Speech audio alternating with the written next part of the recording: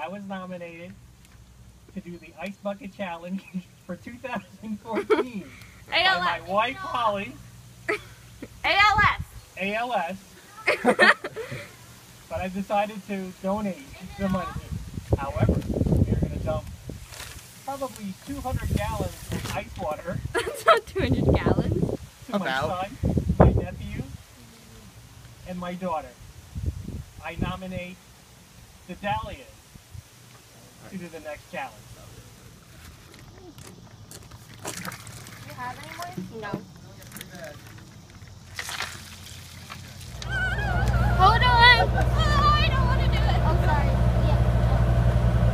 Oh, I hate you, Jacob. Don't do that. I'm not ready yet. Oh, God. Oh, God. It's so terrifying looking.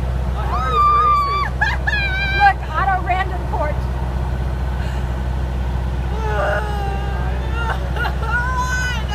Like a ride for the park.